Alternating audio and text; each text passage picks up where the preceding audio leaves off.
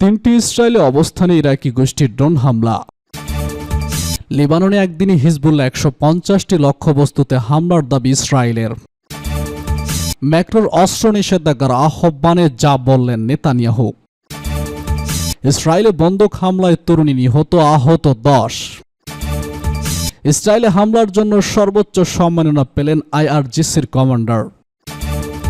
সর্বশেষ জানিয়ে দেব উত্তর গাজায় ফিলিস্তিনি গোষ্ঠীগুলোর দৃঢ় প্রতিরোধে বহু হতাহত। তিনটি ইসরায়েলি অবস্থানে ইরাকি গোষ্ঠীর ড্রোন হামলা। অধিকৃত গোলান মালভূমির তিনটি আলাদা ইসরায়েল স্থাপনায় কামিকাজে ড্রোন দিয়ে হামলার কথা স্বীকার করেছে ইরাকি সশস্ত্র গোষ্ঠী। রোববার এক বিবৃতিতে ইরাক ইসলামী প্রতিরোধ গোষ্ঠী জানিয়েছে, ফিলিস্তিন ও লেবাননের জনগণের প্রতি সমর্থন জানাতে এবং এই অঞ্চলের নারী, শিশু ও বৃদ্ধদের উপর দখলদার ইহুদিবাদী শাসনের চলমান হত্যাযজ্ঞের প্রতিশোধ হিসেবে তারা দখলকৃত গোলান মালভূমির তিনটি আলাদা লক্ষ্যবস্তুতে হামলা চালিয়েছে। ইরাকি প্রতিরোধ গোষ্ঠী আরও উল্লেখ করেছে যে তারা জয়নিস্ট শত্রুর অবস্থানগুলোকে আরও শক্তিশালী হামলা চালিয়ে ধ্বংস করবে। এদিকে স্থানীয় আরব দেশগুলো জানিয়েছে ইরাকি সরকারকে এই ধরনের আক্রমণ বন্ধ করার জন্য চাপ দিচ্ছে মার্কিন সরকার। তবে ইরাকের প্রধানমন্ত্রী আল সুদানি এই চাপের সামনে দমে যাননি এবং এসব চাপ মেনে নেওয়ার জন্য অস্বীকৃতি জানিয়েছেন। লেবাননে একদিনে হিজবুল্লাহর ১৫০ লক্ষ্যবস্তুতে হামলার দাবি ইসরায়েলের। লেবাননে গত ২৪ ঘণ্টায় হিজবুল্লাহর ১৫০টি লক্ষ্যবস্তুতে আঘাত করেছে বলে দাবি করেছে ইসরায়েলি সেনাবাহিনী। খবর এনডিটিভির। ইসরায়েলি সেনাবাহিনী জানিয়েছে, দক্ষিণ লেবাননের বিভিন্ন অবকাঠামো সহ হিজবুল্লাহর ১৫০টি লক্ষ্যবস্তুতে হামলা চালিয়েছে তারা। এ হামলার পর ইসরায়েলকে লক্ষ্য করে হিজবুল্লাহ প্রায় ২৫টি রকেট ও একাধিক ড্রোন নিক্ষেপ করেছে, যার বেশিরভাগই উত্তর দক্ষিণাঞ্চল পাহাড়ি এলাকা পশ্চিম গ্যালিলিতে ভূপাতিত করা হয়েছে। গত বছরের ৮ অক্টোবর থেকে ইসরায়েল লেবানন সীমান্ত উভয় পক্ষের গুলি বিনিময় চলছে। গাজা ইসরায়েলের যুদ্ধের প্রতিবাদে হামাসের সমর্থনে হামলা চালাচ্ছে লেবাননের সশস্ত্র গোষ্ঠী হিজবুল্লাহ। গত কয়েক সপ্তাহে ইসরায়েলের হামলায় হিজবুল্লাহর কয়েকজন শীর্ষ নেতা নিহত হওয়ার ঘটনায় দুপক্ষের উত্তেজনা অনেক বেড়ে গেছে। ম্যাক্রোর অস্ত্র নিষেধাজ্ঞার আহ্বানে যা বললেন নেতানিয়াহু। গাজা উপত্যকার বিরুদ্ধে ইসরায়েলের চলমান যুদ্ধের পরিপ্রেক্ষিতে ফরাসি প্রেসিডেন্ট ইমানুয়েল ম্যাক্রো সম্প্রতি দেশটির বিরুদ্ধে অস্ত্র নিষেধাজ্ঞা আরোপের আহ্বান জানিয়েছেন। এতে তীব্র প্রতিক্রিয়া দেখিয়েছে ইসরায়েলের প্রধানমন্ত্রী নেতানিয়াহু। ম্যাক্রো শনিবার এক সাক্ষাৎকারে বলেছেন, আমি মনে করি আজকের সবচেয়ে গুরুত্বপূর্ণ বিষয় হলো আমরা একটি রাজনৈতিক সমাধানে ফিরে আসি এবং গাজায় যুদ্ধের জন্য অস্ত্র সরবরাহ বন্ধ করি। গত বছরের ৭ অক্টোবর থেকে চলমান ইসরায়েলের সামরিক অভিযানে এ পর্যন্ত ৪১,০০০ ফিলিস্তিনি নিহত হয়েছে। এছাড়া আহত হয়েছে প্রায় লক্ষাধিক মানুষ, তাদের অধিকাংশই নারী ও শিশু। এমন প্রেক্ষাপটে ফরাসি প্রেসিডেন্ট বলেছেন, আমার মনে হয় আমাদের কোনো কথাই শোনা হচ্ছে না। সেই সঙ্গে তিনি গাজা ইসরায়েলের যুদ্ধ চালিয়ে যাওয়ার সংকল্পকে একটি বড় ভুল বলে অভিহিত করেছেন। ম্যাক্রোর এই বক্তব্যের প্রতিক্রিয়ায় রোববার ইসরায়েলের প্রধানমন্ত্রী বেনিয়ামিন নেতানিয়াহু তার ওই আহ্বানকে লজ্জাজনক বলে অভিহিত করেছেন এবং অভিযোগ করেছেন যে ইসরায়েলকে সভ্যতার শত্রুদের বিরুদ্ধে ৭টি ফ্রন্টে আত্মরক্ষার জন্য লড়াই করতে হচ্ছে। ইসরায়েলের প্রধানমন্ত্রী দাবি করেছেন যে সমস্ত সভ্য দেশগুলোর উচিত ইসরায়েলের পাশে দাঁড়ানো, কারণ তারা ইসরায়েলের আক্রমণকে বিশ্বের শান্তি ও নিরাপত্তার জন্য প্রয়োজনীয় বলে দাবি করেন। নেতানিয়াহু এ সময় আত্মবিশ্বাসের সঙ্গে জানান যে ইসরায়েল তার আক্রমণ জয় না হওয়া পর্যন্ত চালিয়ে যাবে, তাতে মিত্রদের সমর্থন থাকুক বা না থাকুক তারা বিজয়ী হবেই। এদিকে নেতানিয়াহু এই বক্তব্যের প্রতিক্রিয়ায় ম্যাক্রোর অফিস থেকে জানানো হয় যে ফ্রান্স ইসরায়েলের অবিচল বন্ধু হিসেবেই ছিল।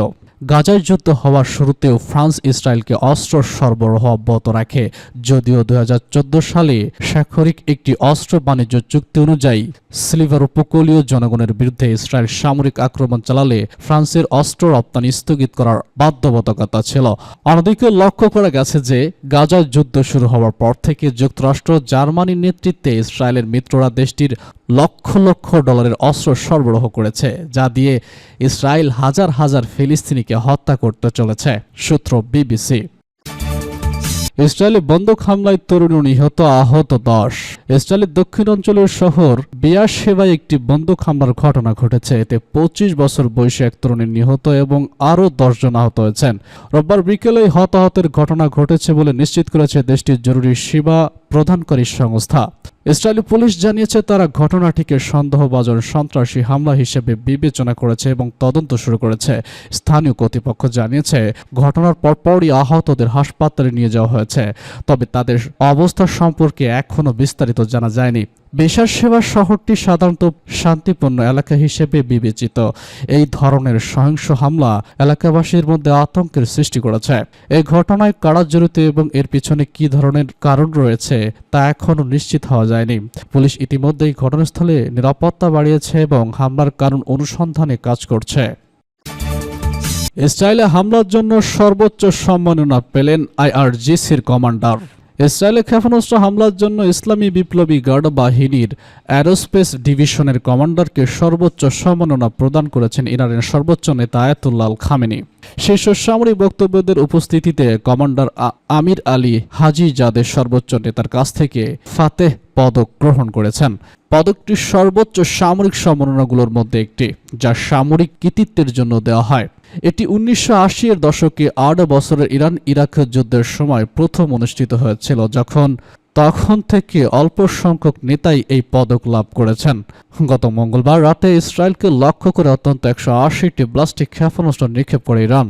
ইসরায়েল জুড়ে বিভিন্ন স্থানে বিস্ফোরণের শব্দ শোনা গেছে, তবে ক্ষয়ক্ষতির পরিমাণ সে ব্যাপারে প্রকাশ করেনি ইসরায়েল।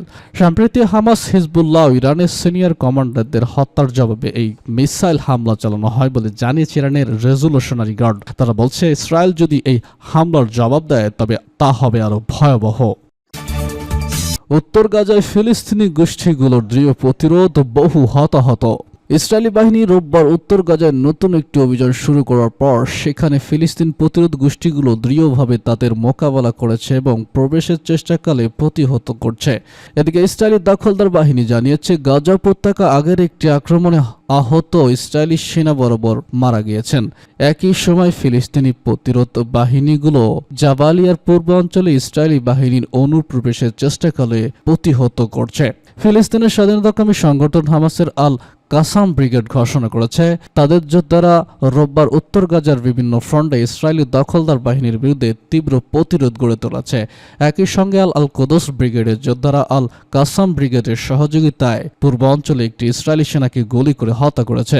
অন্যদিকে আল নাসামে আল শাল আল দিন ব্রিগেডে এবং আবু আলী মোস্তাফা ব্রিগেড মিলে নেট জমিনের কাছাকাছি ইসরায়েলি কমান্ডো নিয়ন্ত্রণ স্থাপনায় ভারী মোটর শেল ছুড়েছে। ইসরায়েলি দখলদার বাহিনী এটি উত্তর গাজায় নতুন করে আক্রমণ শুরু করেছে এবং সেখানে গণহত্যা চালাচ্ছে। একই সঙ্গে সেখানকার জনগণকে দক্ষিণে সরিয়ে নেওয়ার জন্য সতর্ক করেছে। ইসরায়েলি বাহিনীর একজন মুখপাত্র জানিয়েছেন জাবালিয়া এলাকায় তাদের 162তম ডিভিশন সামরিক অভিযান শুরু করেছে এবং পুরো এলাকাটি ঘিরে রেখেছে। আল মায়াদিনের সাংবাদিকরা জানিয়েছেন ইসরায়েলি বাহিনী জাবালিয়ার পূর্বাঞ্চলে প্রবেশের চেষ্টা করেছে, সেখানে তীব্র লড়াই চলছে। ফিলিস্তিনি যোদ্ধারা জাবালিয়া ক্যাম্প সহ বিভিন্ন এলাকায় প্রতিরোধ করছে। অন্যদিকে বেইত লাবিব আল জাবার এলাকায় প্রচণ্ড গোলাগুলি চলছে।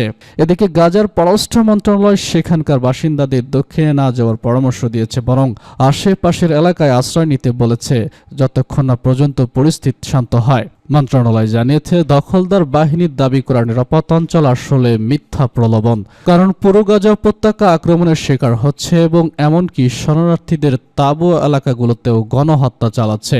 এদিকে ইসরায়েলি বাহিনীর উত্তর গাজায় প্রবেশের আগে শনিবার বিগত রাতে 50টিরও বেশি বিমান হামলা করেছে। এই হামলায় জাবালিয়া ক্লাব সহ অনেক বাড়িঘর ও শরণার্থীদের আশ্রয় কেন্দ্র ধ্বংস হয়েছে। এই জাবালিয়া ক্লাবেই হাজার হাজার মানুষ আশ্রয় নিচ্ছিল। এছাড়া বিভিন্ন সেবা প্রতিষ্ঠান ইসরায়েলি হামলার লক্ষ্যবস্তু ছিল, যার ফলে অনেক মানুষ হতাহত হয়েছেন। এছাড়াও ইসরায়েলি বাহিনীর গোলাবর্ষণে হাসান হামাদ নামে 20 বছর বয়সী এক ফিলিস্তিনি সাংবাদিক নিহত হয়েছেন।